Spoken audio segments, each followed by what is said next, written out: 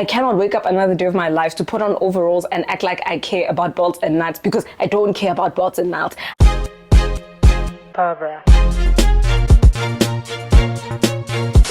Hello superstar, welcome back to my channel. For those who don't follow me on Instagram, there's quite a lot for you and I to catch up on, because ever since the past 365 days that you've last seen me, I've joined radio. I now work at 947, crazy. I do a lot, and I think once you get a bigger picture of why I've been away for so long, you'll completely understand. You will understand, just trust me, you're gonna understand. Life just took a whole new chapter that completely threw me off, and I could have never been prepared positively for everything that's going on right now. But you know me, I like to tell everything in a story, and of course we're over 10,000 subscribers now, so there are a couple of people who don't actually know who I am, where I started, and where I want to go in life. So like, it's going to recap, a small recap, and then we're gonna move into the present and the future. So I was a robotics prodigy of sorts in high school. I was part of the South African robotics team, went on to break world records, and so everybody obviously expected that this genius, self-taught robotician breaking world records would go on to be an engineer. And me being the overachiever that I am, of course that's what I also wanted to do, because I don't know, it just felt like it was my duty to do all the tough things that not everybody in the world can do. But parallel to that was the expectations that my parents had on me to do a real degree for a real job before I pursue my actual interests and my actual passions. And if you grew up in South Africa, then you know exactly why your parents would put that expectation on you. It's just because they don't want you to struggle, and I didn't want to struggle either. So that's what I did. I went to the University of Pretoria. The gate was open. I've been waiting for these people for half an hour. Now when I start filming, they come. Don't bore me. The gate is open. They must go through the gate.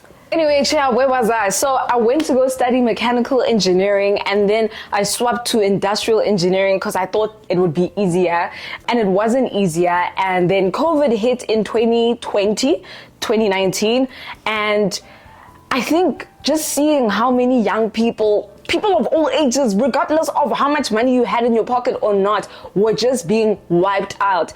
And the idea of dying at the age of 21 because of this airborne disease without having even attempted to pursue my dream was just scary. I think in that time and era of life, I realized just how quickly life can go. And when you hit rock bottom at the level that I did back then, because I was depressed, I was going through a lot in that era, but that rock bottom really made me care about nothing. At rock bottom, you don't care what people think of you. You don't care. You just want to survive. You just want out, and you want something different. And I think for me, I remember feeling like even if I had to drop out of engineering right now and change degrees, I have nothing to lose. And I particularly remember I was sitting at Starbucks studying for an engineering exam with Lox. You might know Lox and his brother Tato on the Body of Ministry of the Body, something like that. I'll link the YouTube channel in the description box below. But Lox is a very good friend of mine,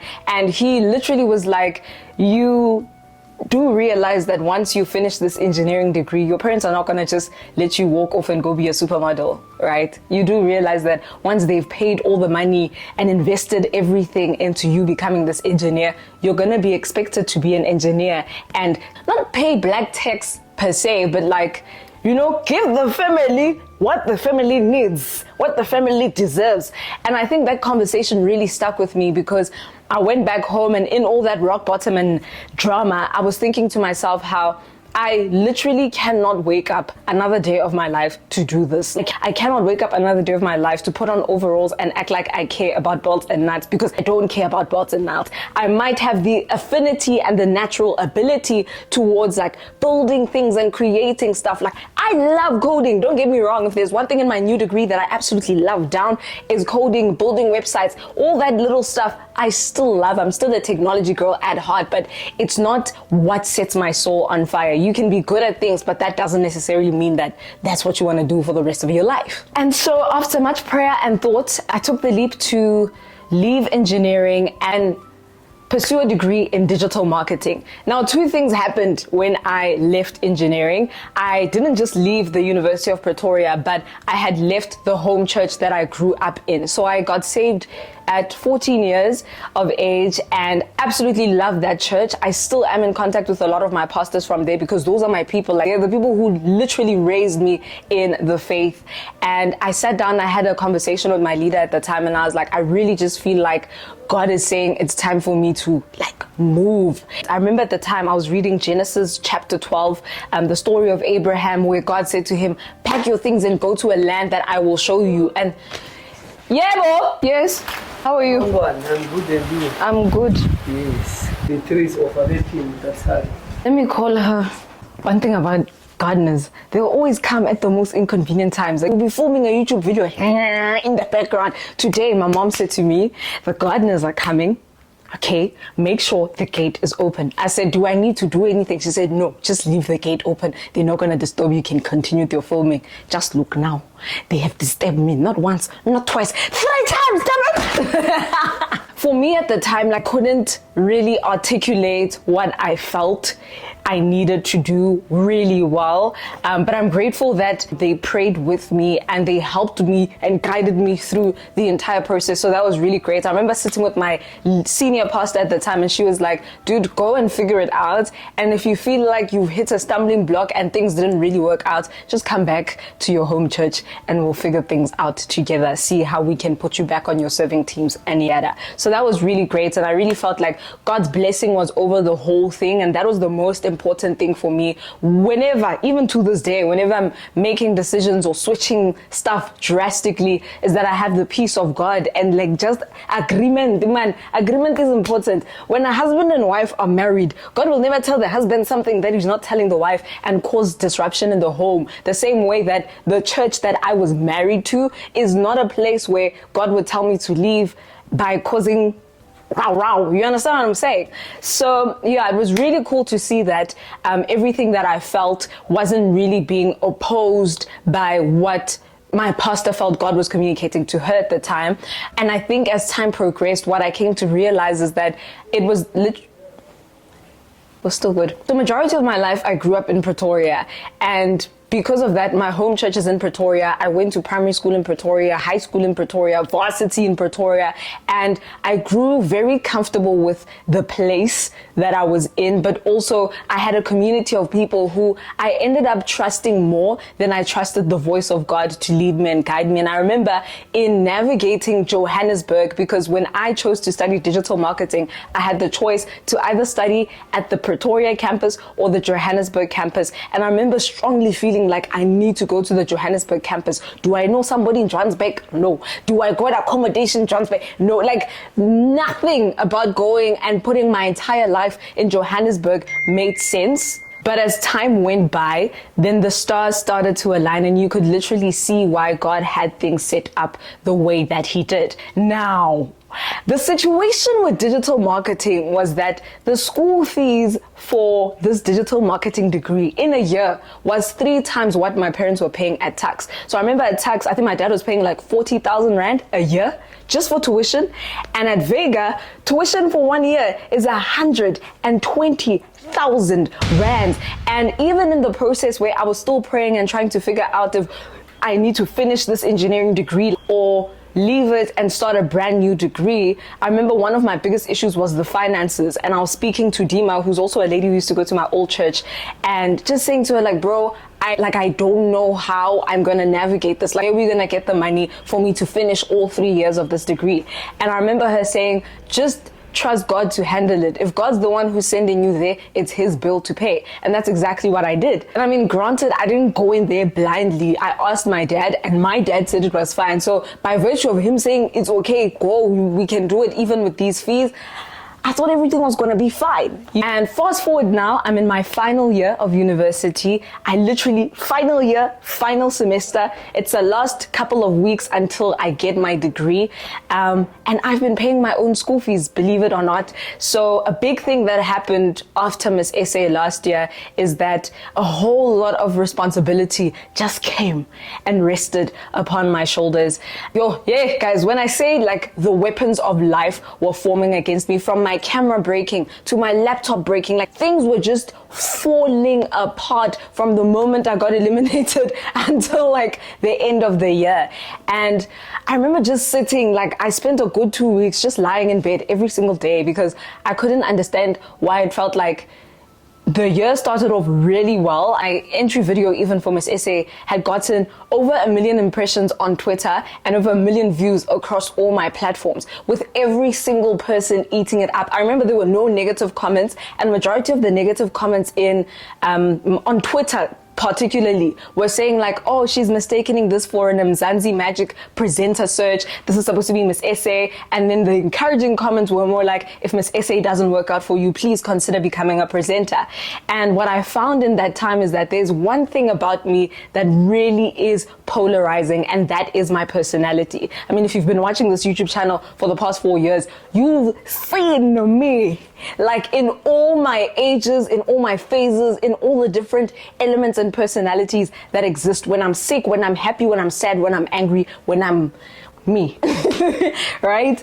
Like, what last year completely exposed to me is that there are so many people who will champion me simply because of my personality. But equally, there are a lot of people who want to see me go down just because of my personality. I'm either annoying, too much, too whatever. And I think the biggest thing I learned in school when I was studying digital marketing, like the branding element of everything they teach us at Vega, is that a very good brand is always polarizing. There will always be people who completely hate you and people who completely love you. I mean, someone who has a really strong personal brand would be someone like Donald Trump.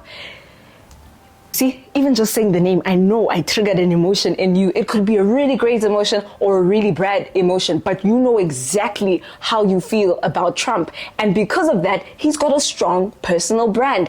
And so after like moping and crying and thinking to myself like, oh God, like how am I going to now fix everything that's going on in my life? I got to a point where it was like, oh snap, like I actually have been gifted a personality, and this very personality is the same tool that I'm using today to pay off my school fees, to literally leave university debt free, because that was one of my biggest things is like, God, at the beginning of the year when I was told by my parents, you're gonna have to pay your school fees, I literally was like, my Lord, I'm not gonna take out a loan. Like, that's something I'm not gonna do because it's something that's kind of been a norm. And for me, my biggest thing has always been to be able to do things without a loan, whether that's buying a car, buying a house, doing a degree, you know. And that's the thing that I had said to God at the beginning of the year. And I didn't necessarily know how, I won't lie. It wasn't like, oh yeah, my personality will just pay the bills. It was literally like, okay, God, like, you said I must come here, so you're gonna fix this. And I kid you not, opportunities just started opening up. People just started calling me. Like, I don't even know how they got my contact details. And it's like, hey, we think you're cool. We want to work with you. Can we operate something? And I was like, let's operate. Like, let's do it. And that has led me to a position where, like, I know I'm going to be graduating debt free, which is amazing. But along with that has come its own challenges. Like, I don't have a car anymore. Big wonk wonk. I don't know, Uber was so expensive. The way you people who love Uber will Uber for everything and anything as if Uber is 5 rand. I will catch you. I will catch you and I will do something to make you feel the pain that I felt when I first requested, and realize that the price of Uber is quite literally double the price that you pay for petrol. So in my old car, what I would pay to drive to Hatfield and back is what I pay for one trip to Hatfield. The petrol to go to Hatfield and come back is the same price as a trip just to Hatfield. Insane. I won't even speak about what it takes for me to go to school. I remember there was one day where I was like, okay, cool, it's exam season. I'm gonna go to school now, because technically I don't attend class every single day. Like, there's just certain sacrifices that I've had to make. If you look at my marks from first year, I was averaging 80%, 90% for every single module. Now I'm sitting at 60%, 70%, but that's because I don't attend classes and I'm under pressure. Like, my schedule is just crazy. At Tux FM, I do shows in the graveyard hours, so that's between the hours of midnight to 6 a.m. and yeah, in the evening times I'm usually, you know, preparing for my show or trying to catch up with school, and then there's Instagram stories and there's DMs that I'm constantly responding to, comments on TikTok. Like, I always want to be able to interact with you, because that was the whole point of me starting a YouTube channel and having social media. For me, like, that's one thing I didn't want to lose, is the authenticity as the numbers came and as we grow, you know, as a brand, as a Barbara. But man, has it been difficult. Like, it has been extremely hard. If you think about how many stories I post on a daily basis, like, posting stories every single day looks easy, but if you have like 100 people responding to every single story and you want to respond to every 100 people before tomorrow's stories, it's a lot of pressure. It's a lot of work. I still have a boyfriend. I still have a niece who loves attention. I've got siblings. I've got a mom. I live at home with my family. So there were a whole lot of like other things where I don't necessarily just exist in a vacuum. I hope you know that I'm not complaining. Like, "Kaw update." It's not a complaint, and it sounds really bad, but like, I'm just painting the picture of how my time has completely changed as the year has progressed. So in order for me to like come home, see my family and say, "Hi guys, I'm here and I live with you," like, and then still make time to see my boyfriend, spend quality time with him, so he doesn't feel like he's just an accessory in my life, like he's an actual person that I see and understand. It takes quite a lot of time to invest in relationships like that. So even when it comes to my friendships, they're only like 3 friends, 4 friends, I'm sure, that I have left, simply because I don't have the capacity to have 10 friends and 20 friends and 100 friends. Like, it's not in me. Like, I'm tired at the end of the day. If you wake up every day, which is what I was doing between the months of May and September, between the hours of midnight and 6 a.m. to do a graveyard radio show, you would be tired, because you must still wake up during the day. Your show will end at 6 a.m. and you must still carry on with the rest of the day, because the world is awake now. People are sending emails. You're supposed to respond to those emails. So you come back home, you bath, and you grind with the day. You do your assignments, submit them at 11:59, catch an hour of sleep so that you're able to be at Text FM at 2 a.m. in the morning. And can you just imagine living like that? Now I've got a job at 947. That usually at least happens on a weekend.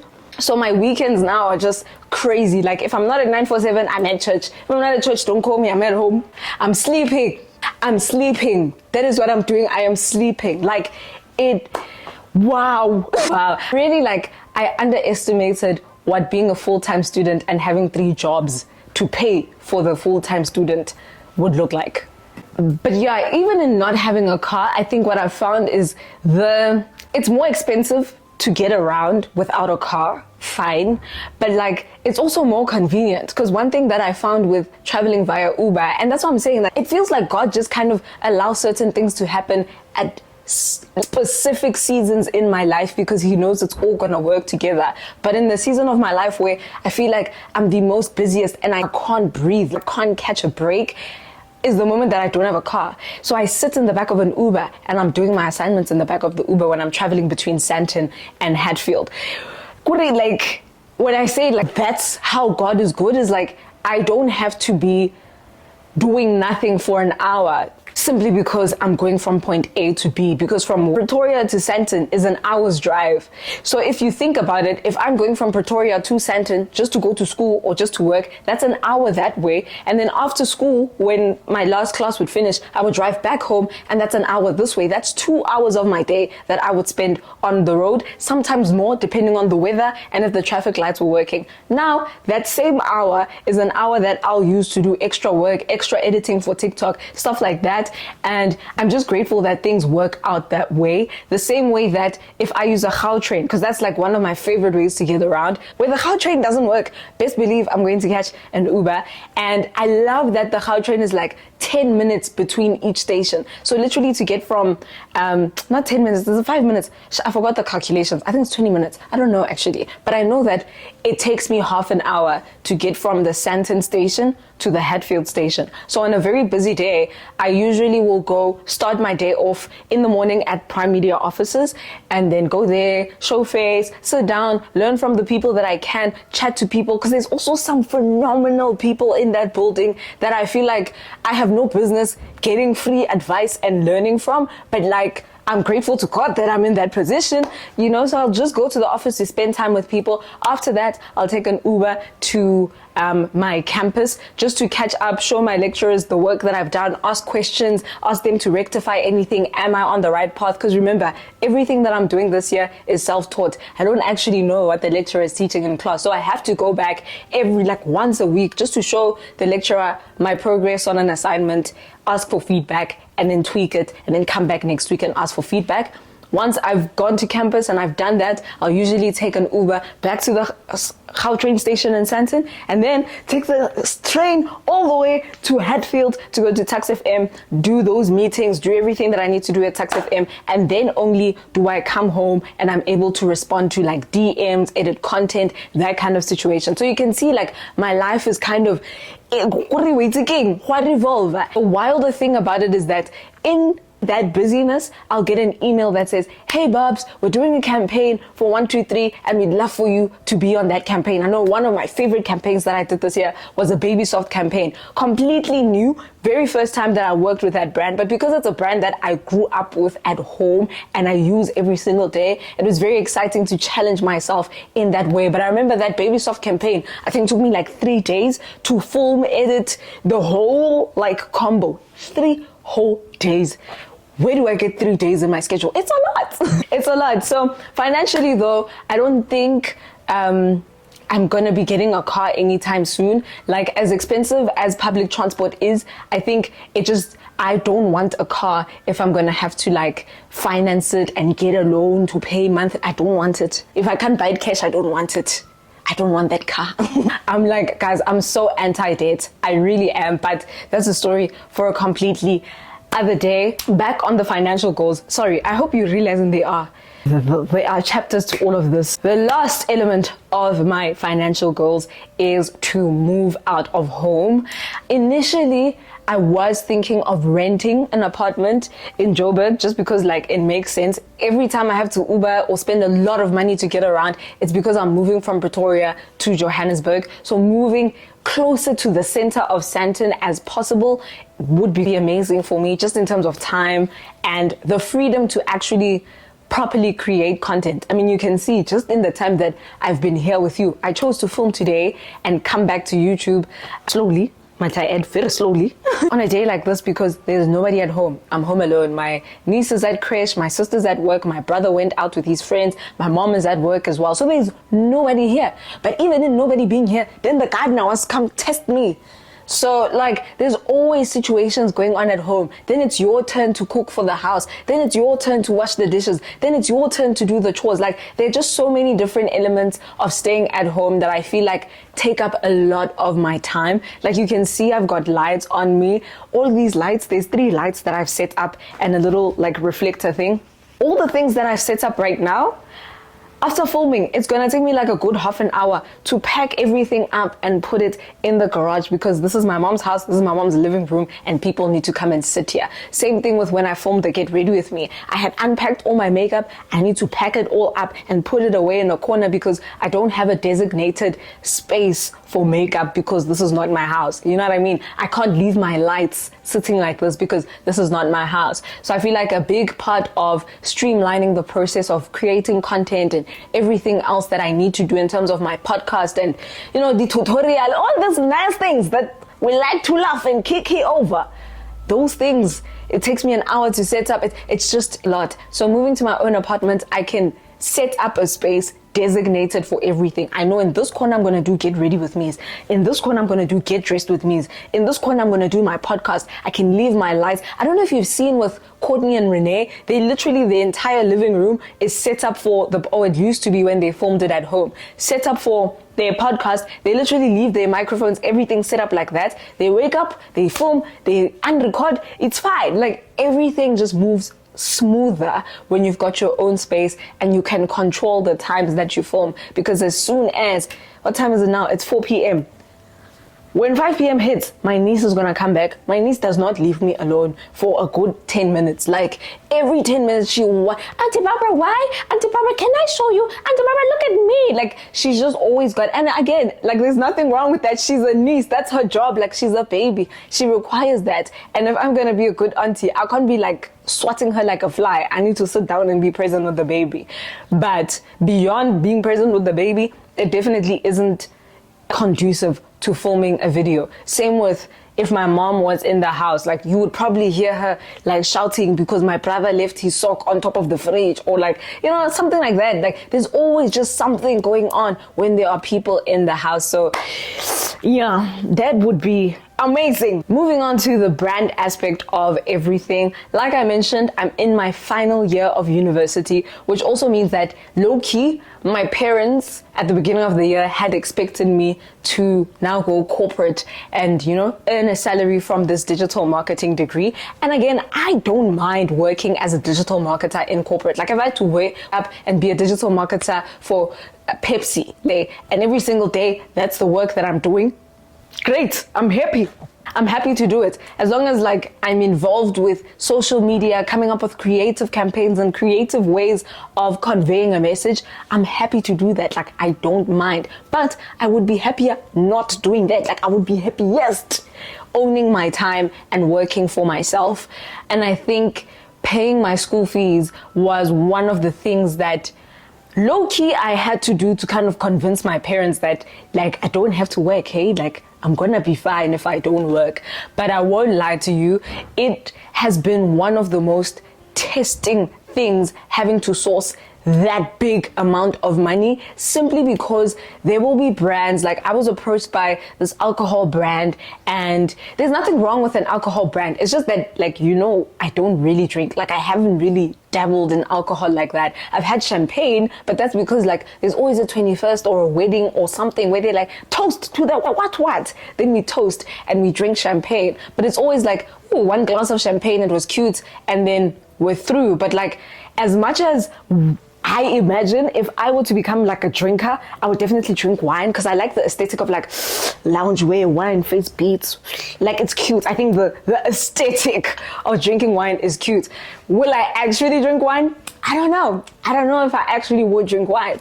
But I was approached then to do like this huge campaign, and they were willing to pay me nice, good money. But I think also just the thought of having to sit in front of camera and say, whoa, delicious, this alcohol, and it's not champagne. Like, I know you are gonna sit there and say, how is that so, Barbara? Is that alcohol delicious? So I'm not saying that I will never drink in my life. Like, by the time you see me posting an alcohol champagne campaign or something like that, just know that I really did drink that thing. But it was really testing, having to choose being trustworthy and maintaining my integrity when I had 120,000 rand of school fees on my head, amongst all the other things that are now my responsibility. Not gonna get into that, but yeah, like, I had to say no, and then they came back again and I said no, and then it's like they just keep testing me, and I'm like, God, you better have something better for me. Like, you better have some Maynard's campaign, like some Oro's campaign lined up for me that's gonna give me double the coin, which is unlikely, but double the coin, because I turned down quite a lot of money that would have helped me move out of home, buy an apartment, move out of home, buy a car, like a nice car at that, like, that I said no to, because you know I don't drink. And I know I don't drink yet. So again, emphasis on yet. I just, like, I haven't had a reason to sit down and taste alcohol. Yeah, and until like I'm at an event or something where they're like serving cocktails. I was at one event though. There was one event I went to recently, the YSL event. And I remember I went to the bartender and I was like, hey, do you have non-alcoholic champagne? Because I'm obsessed with non-alcoholic champagne lately. And he was like, no, we've run out. But what I do have is this thing. And he pointed at this orange bottle and I was like, yeah, I'll have some of that. This guy, I said to him I wanted non-alcoholic. I thought he understood that I don't drink. did he not mix me like a whiskey something? It was really good though. Like, I won't lie. I took one sip of it because obviously like it's in my hand. It looks cute. It was orange. It was nice with flowers and oranges draped on it and the sugar on the line. Like, I should have known from the sugar on the rim of the glass that this is definitely alcohol. But I was walking with Belinda and Iko and we're having a good time chatting. And as soon as I took my gulp, I said, "Goomba, this thing is not juice, but also this thing is not bad." Like, it's just, kind of goes down smoothly. So I definitely think, like, I don't know if it's called whiskey or like brandy or what it is, but like, I'm definitely 24 and I definitely wouldn't mind dabbling in whatever that cocktail was because it was really good. But I took one sip and I was like, "Ooh, this is alcohol." And then I put it to the side because I was driving that night. And like, even if that thing was nice and I was in the mood to find out how good it can get, I wasn't going to go to jail for it. It wasn't going to happen. So yeah, that's what I'm saying. I don't drink alcohol yet, but that might change if I encounter something that just tastes good. Because for me, it's just like growing up, I know like my parents, because my parents drink, and they would have like little alcohols and things there. And even when we turned 18, like my mom wanted to kind of make sure that we don't do snacks things outside the house. Like, if you want to drink, like, let me show you how to do it properly so that you don't become a sour, and yeah, I think the only person who really caught on to that was like my younger sister. My younger sister's like, "Oh yeah, my vibe." Me on the other hand, I'm just like, in bed, like, I don't get it. Like, I don't get it. Even champagne, I found that with some champagnes, like, there are some champagnes that people cry about that are super expensive. Like, and then you sip that thing and it tastes like cough mixture. Like, this is not a rant about alcohol, but wow, it can sometimes not be delicious to taste at all. Yeah, turned down a lot of campaigns. I'm really hoping that campaigns that align more with the things that I want and the direction that I want to go in my career come my way, because I've recently started radio. So I started at Tux FM in May of this year, 2024, and that's when my training started. And literally, kid you not, I was at training. We had an industry day where basically they call all the greats in radio. So you have your Poppies, who was on the Fresh Drive. You've got, now I'm trying to think of all the names, the big names that we had. David Mashabela. We had, Tembekile Mkhothotho. We had really cool people come and speak to us and teach us. And I remember one of the very first people I interacted with was the producer for 947, one of the producers there, and he was giving a talk on content production and how to make really great content for your radio show. As a content creator, my mind goes way beyond content, because I'm like, how do you position yourself as a brand? Because if there's one thing that I've seen 947 does immaculately, is position themselves as the number one station in the country. I don't care what your favorite station is. They position themselves as a brand as number one. The moment you think of number one station, it's like 947, but that might not be the same thing that comes up when I say what's your favorite station. Because for me at the time, I was like, YFM's my favorite station. What do you mean? I am the MVP all the way. But literally, over the months that I've been working at 947, I've come to realize that, this is some great radio. But beyond that, I was trying to find out and learn from this producer man how to build a brand that stands out for radio purposes, obviously, as I'm training at Tux FM and learning how to be a broadcaster, but also for myself, so that when I'm positioning myself in society, I'm able to stand out, because there are many pretty dark-skinned girls in South Africa, but what is it that's going to set me apart from the next? And I think I just asked him 1,010,000 questions. And then afterwards, I walked up to him and I asked more questions, because I was like, I want to learn from you, sir. Like, teach me your ways. And little did I know, he went back and told them about me at 947. And then a couple of months later, it was July, I think. So this was in May that I met him. And then July, literally the 4th of July, the day before my birthday, I went to the Prime Media buildings, sat down with the program manager. I had my job interview, and now I work there. I didn't necessarily apply for the job interview, but once I got the job interview, then obviously I had to give my CVs, show proof of ability to do the job, all that kinds of stuff. But it was so crazy, because I remember in the interview how the manager was literally saying to me, like, I've listened to your podcast, I've watched a couple of your YouTube videos. I went and stalked you before I called you to come to the building because I wanted to get an idea of who you were. And I wanted to see if the person that I would encounter in real life is the same as the person that I experienced on the screen. And I guess like I exceeded his expectations. And now I work at 947, which has been really one of the coolest opportunities, because from what I heard at Tax FM, it takes people years to get into commercial radio. So for me, I think when I started at Tax FM, my biggest thing was I wanted to learn how to be a better communicator. You know, this is the same reason I started my podcast. Yes, I'm passionate about teaching people about confidence and overcoming your fears, your failure, imposter syndrome, all these different things. But what I'm more passionate about is becoming a competent human being and an excellent human being at everything that I do. And if I want to be a really great TV presenter, I need to learn how to articulate myself well, and that's why I started radio. Because in my mind, if I was able to articulate myself through an audio only medium where nobody can see that I'm a pretty girl from Joburg, so you're not watching and listening to me because you like what you see, you're tuned in because what you're hearing is captivating and engaging you, then I know that I'm gonna kill television, because I'll be able to captivate and engage with what's coming out of my mouth. But the material is just as good. The material is just as great. If you follow me on TikTok, then you would see there's a folder on my TikTok called Becoming Barbara. And the very first video of that folder I shot at the beginning of this year, and I was speaking about how I'm finally in my final year of studying digital marketing. After this, my parents are gonna expect for me to get a job that gives me a consistent income, a salary every single month.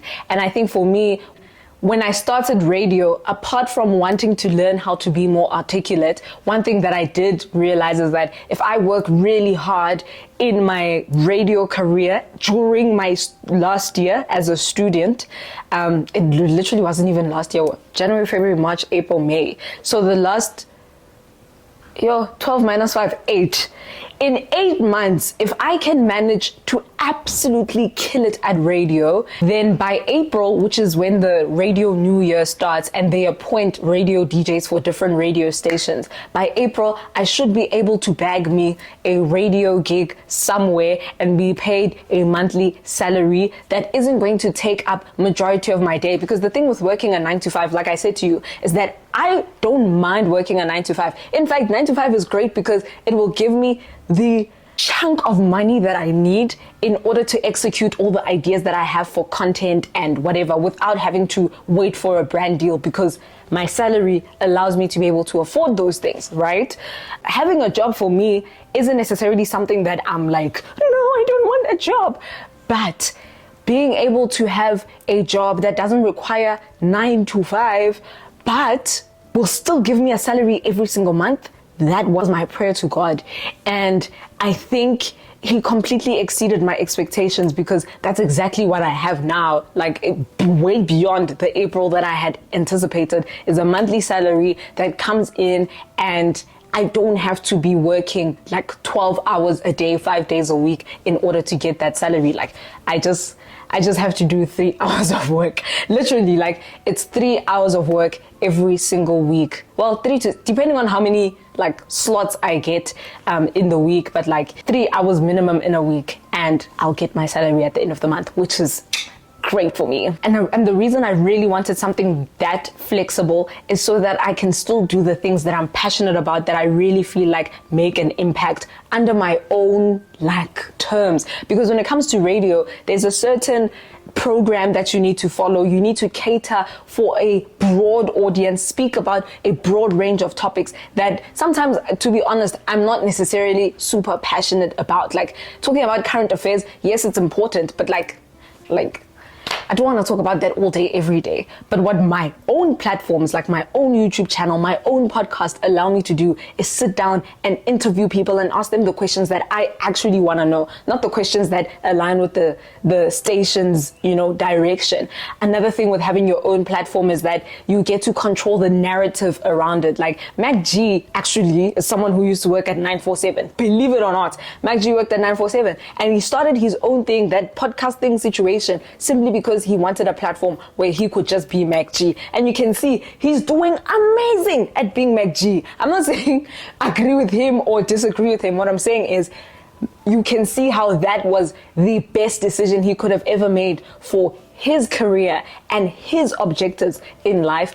And that's why not having a 9-to-5 for me is what I believe would be the best for my objectives. Because at the end of the day, beyond being on TV, beyond being on radio, I want to be able to pass something down to the next generation so they don't have to go through the things that I had to go through when it comes to having peace as a human being. Because people chipping away at your confidence and you walking into spaces, whether you are in IT and you work in corporate or you are a farmer on, the plot in Matatiela, wherever you work, not having confidence in that area and when you're navigating relationships with other people is something that affects you and doesn't make you feel too good about yourself. So for me, it's like, if I can help people come out of that and have peace, because no matter where they go, no matter what they're doing, no matter who they're speaking to, they feel free enough to be themselves because they're sure of themselves. My job is done.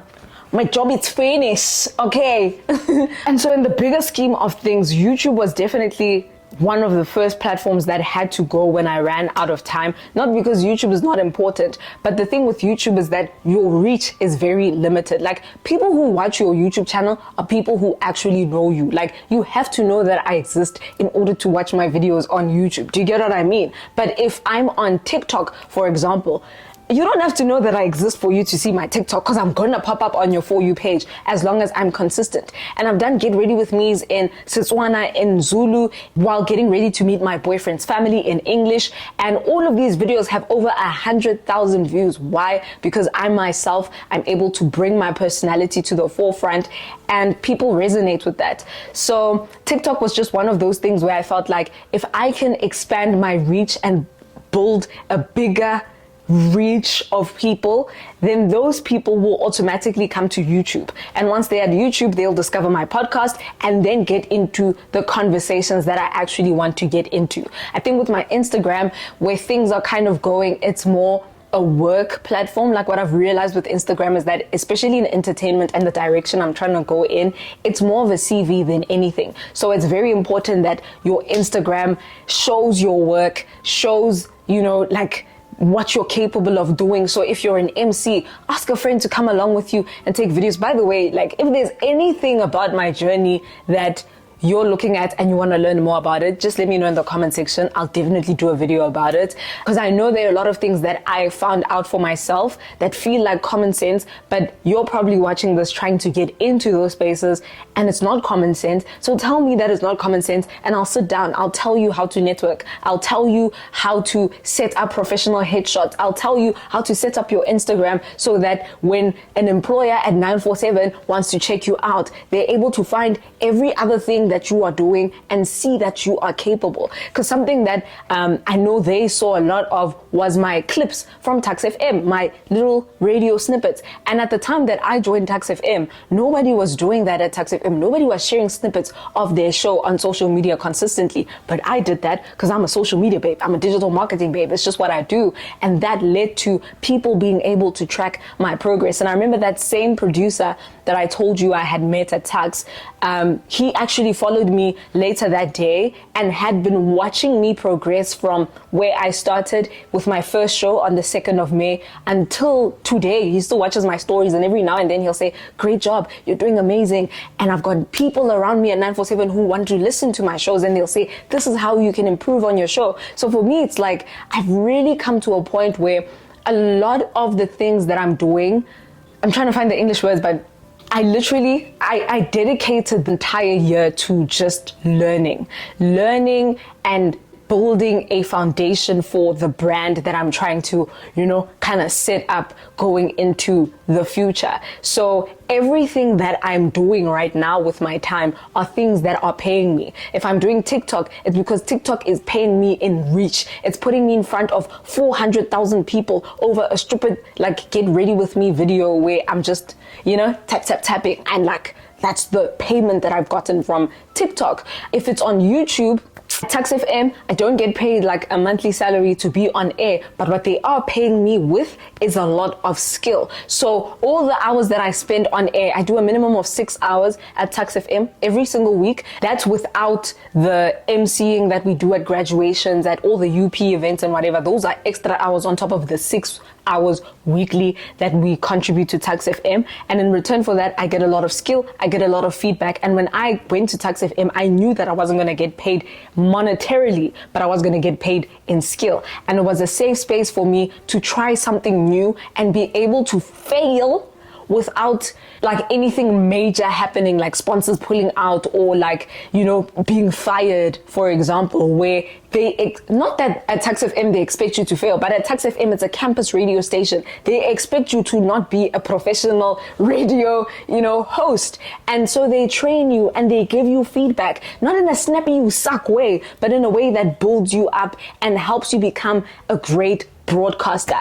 And so they pay me a lot in skill and in crafting my stories and learning how to get my story across, which is kind of the same thing. I mean, okay, fine, at 947 I do get a salary, but at 947 beyond my salary, I mean, if you just think of the people that work at 947, it's not even just 947, it's Prime Media as a whole. You know, you've got like your Clement Manyatelas who work at the 702 side of things, and 702 literally sits across from 947 in an open plan thing. So like I can see Clement Manyatela sit down and I'm sitting down on the other side. It's like, hey Clem, and he's like, hey girl, and I'm like, hey. You know, you've got your Zwellies, your Mantues, your Mamu House, their producers, Ryan, Tato, Kamu, there's Anelem Dota, there is Tando Tabete. Like there are all these really cool people that I literally can just walk up to during lunchtime and say, hey, what's up? I'm Barbara, nice to meet you. And just have a conversation with them and learn from them. Special shout out to my girl, Kenzie. I don't know why I said that. I really had to. There's this cool lady that I met. She runs the music department at 947. When I say amazing, that lady feels like an angel sent to me from heaven. And she came at a time where I was like, I'm looking for a mentor. And I mean, like, we haven't explicitly said, I am your mentee, you are my mentor. But the way that she's helped me navigate so many things in my career and so many things in my life, like I have a manager now. I didn't think I needed a manager. I have a website now. Okay, if you could www.baxbara.com, it's just gonna say the website is taken. But like now you can email me at info@baxbara.com. How fancy is that? How cool is that? But I would have never done that if she didn't like kind of give me the other side of the business to say, this is what it looks like when you answer your own emails. This is what it looks like when you don't have an actual manager fighting for you. This is what it does for you and how it affects your brand. So I'm learning quite a lot. Like, guys, when I say like I'm overpaid at 947, I mean it. I am overpaid at 947 because the amount of skill that I'm learning and the wealth of people that I have access to is absolutely insane, beyond like, you know, what I actually get paid to be there and work. And the job that I basically do at 947 currently is called the 947 Am Squad. So we are like the content creators of 947. 947 hosts a lot of events and they partner with a lot of events. So think DSTV Delicious, Joburg Day, M-Fest, wherever there's music, it's likely, in Johannesburg, it's likely that 947 is the partner. So what I would do, and my job, is to go take my phone and be like, hey, what's up everyone? It's Barbara. I'm outside at Joburg Day with 947. It's a good time. Come see what's happening. What is up, Johannesburg? It's Taste and Bobs from the 947 Am Squad, driven by Suzuki. We're out in the Jacaranda city of Pretoria at Roodeplaat Dam. Taste, what are we doing here? We are kicking off the season with a big splash as we take part in the inaugural St. John's College Junior Rowing Regatta, seeing who's the fastest out there on the water. I think the girls are going to take it. Hey, Women's Month is over.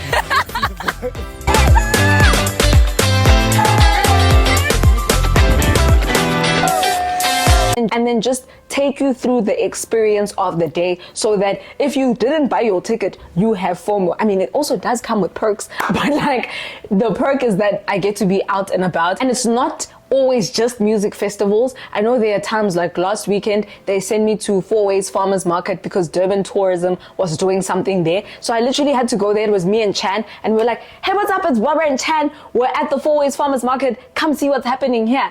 And we spend the day there. I'll never forget with DSTV Delicious. You know, DSTV Delicious is actually a festival where like there's a lot of food and cool stuff like that, and there's different ethnical things that you can taste. They literally were like Tabile and Bobby. So Tabile, guys, this is what I'm saying when I say, do you know how connected everything feels? Remember that I met Tabile during my first red carpet gig that I did for DSTV Content Creator Awards last year. This is the same Tabile who then had to become my mentor when I first joined 947 because I was shadowing him. So whenever he would go out on a gig, I would then follow him and then see how he executes. Hi, this is Tabile. Da, da, da, da. He does that, learn from that, and now I'm being sent out to go on missions as a fully fledged 947 AM squad member because I've gone through the training. But it's cool that someone that I met last year on a completely different, like, you know, journey that I did for free, by the way, because I wasn't paid to host that red carpet. It was a presenter search. I won the presenter search alongside Tabile, and we were given phones, which was cool. That's how they paid us. With those Samsung flip phones, really cool phones. But in terms of like actual cash, there was no cash, like I said, because everything that I do doesn't necessarily have to just pay me financially. It can either pay me in skill, and red carpet hosting wasn't a skill that I had yet. I have it now because I started then, and then I hosted to my sister's podcast, the actual main show this year. So now I know how to host a show. Since then, I've hosted baby showers, bridal showers, parties. Like, I've hosted a lot of things. By the way, if you want me to host something, email my manager with the email in the description box below. But yeah, like, I now have that skill because of the payment of skill that I got through that whole situation. My job at 947 is literally the craziest thing. And if you think about it, it's low-key like I'm a TV presenter, but like on the Instagram, you know, on the Facebook, on that kind of platform. So I think at the pretty good enough update of life right now. I am slowly coming back to YouTube. I really did miss YouTube. I won't lie. I was very miserable not posting YouTube videos, and I'm just forcing matters by posting this Get Ready With Me, posting this life update. And I'm hoping that as I get closer to finishing this semester, I will be able to beef up the uploads that I do on YouTube and then eventually come back to posting every single week. My goal for next year is to post 3 times a week on YouTube. But obviously next year, the idea is that I'll be in my own apartment. Well, not at the beginning of the year, probably like halfway through the year. I'll move out and go to my own apartment and be full-time done with school. I'm not going to do honors. I'm going to take that whole year just to focus. And then I'll go back to school the year after that. But just focus on my career, focus on radio, focus on building every single platform, Instagram, TikTok, YouTube. And yeah, I'm very excited. Let me know in the comment section what you're trying to see. If you have advice for me, what do you think is, how can I put this in English? Like, whatever you see my brand evolving into or my career evolving into, I would appreciate you telling me all about it in the comment section. I'm somebody who doesn't shy away from feedback. I always want to hear from people. I always want to learn. And as someone who's been my friend since 2020, I think you know me well enough to be able to say, Chomi, I think you would actually really kill that. Consider that. I also want to dabble in beauty. I don't know, like, if it's a makeup line or like perfume line or like a journaling, because I'm also a journaling babe. Like, there's a lot that's like buzzing in my head that I still kind of need to figure out, but I want to figure it out with you and not alone. But otherwise, thank you so much for spending time with me on this little life update. I hope everything makes sense, and I'll see you next time. Welcome back to my channel.